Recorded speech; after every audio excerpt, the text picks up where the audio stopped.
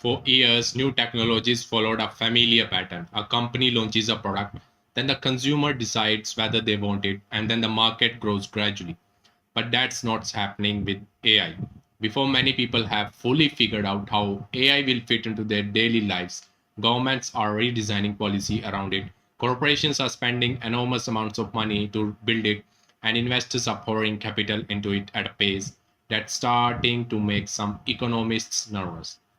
So what's striking isn't any a single headline, it's how many different parts of the economy are suddenly moving in the same direction, and together they reveal something important. AI is beginning to look less like a technology trend and more like the new layer of economy. So the bigger signal behind these stories is AI is shifting from a product people use to a system the economy is being built around.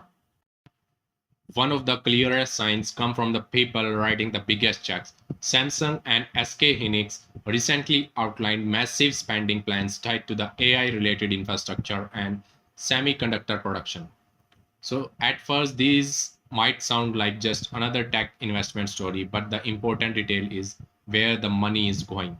And AI doesn't exist only inside the software. Every AI model depends on the physical infrastructure, as in like it needs advanced chips, memory, servers, data centers. In other words, AI requires factories, equipment, electricity, and supply chains.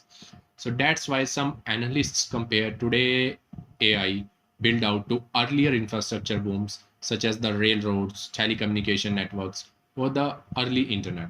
So the technology gets most of the attention, but underneath it sits a massive industrial system, and that becomes more interesting when we look at why so many organizations are willing to invest so aggressively. Germany recently signaled that it sees AI as a part of the solution to one of the biggest long term economic challenges, a shortage of workers. So many developed countries are facing a similar problem because populations are aging, birth rates are falling, and certain industries struggle to find enough employees. So traditionally, economic growth depended on adding more workers. But if workers become harder to find, another option emerges, that is to increase the productivity. That's where AI enters the picture. From Germany's perspective, AI isn't just a technology project, it's becoming a workforce policy. So the goal isn't necessarily to replace the people, it is to help fewer workers accomplish more. And that changes the conversation around AI.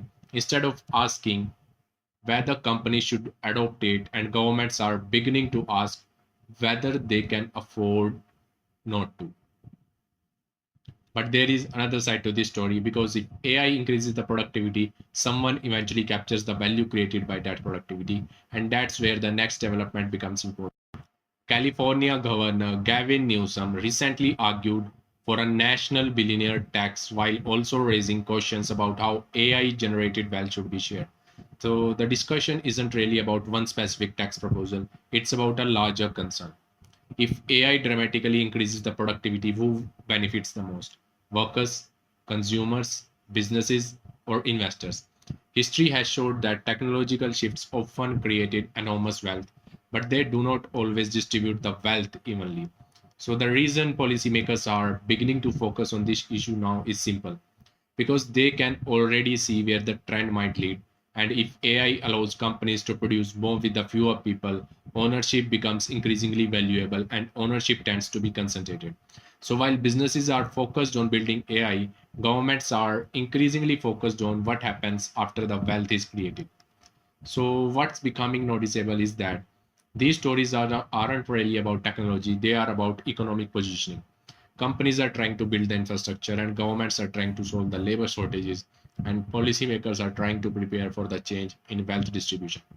So everyone is reacting to the same possibility that AI could become one of the most important economic systems of the next decade. But if that's true, another challenge emerges. Infrastructure does not operate in a vacuum, it depends on resources, and AI resources requirements are becoming impossible to ignore.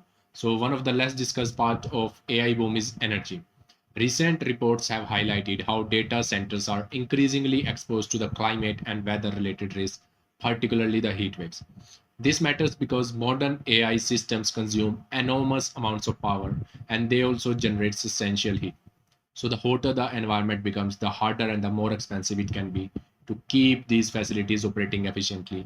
And for years, discussions about AI focused on algorithms and software. Now attention is shifting toward electricity, cooling systems, land availability, and infrastructure resilience. In other words, the future of AI may depend just as much as on physical constraints as technological breakthroughs. So the lesson here is simple. Building AI is not just a software challenge, it is an industrial challenge, and industrial challenges require money, a lot of money, which brings us to the final story. The Bank of for International Statements recently warned that the AI investment boom could create risk for both the economy and the financial system. This doesn't mean that AI isn't valuable. The concern is different. It's about expectations. Whenever investors become convinced that a new technology will transform the future, capital starts flowing rapidly towards the opportunity. And we have seen versions of this before, like railroads, telecommunications, the internet, and sometimes the technology succeeds, but the investment cycle becomes excessive. So the BIS is essentially asking a simple question: what happens if companies spend enormous sums today based on expectations that take much longer to materialize? So that's a risk worth paying attention to, because the larger the investment wave becomes, the more important execution becomes. And at some point, infrastructure spending has to generate real economic returns. And that's where uncertainty enters the picture. So what connect all of these stories is not the AI itself, it's commitment. Companies are committing capital, governments are committing policies, and countries are committing workforce strategies, and investors are committing expectation. And that's why what makes this movement different from many previous technological cycles. So the debate is no longer about whether AI matters. Many of the world's largest institutions have already made the decision, and they are acting as though AI will become foundational part of the economy. So the more interesting question now is whether the system surrounding AI can keep up. Can the energy infrastructure support it? Can labor markets adapt to it? And can financial markets price it correctly? Can governments manage the consequences of the wealth it creates? And those are the questions that will shape the next phase of the story. So the most important shifts in the economy rarely begin with when everyone notices them. They begin when businesses, governments, and investors quietly start reorganizing around the same assumption. And right now, that assumption is becoming increasingly clear. The AI race isn't just building better technology, it is about building the economic system that grows around it.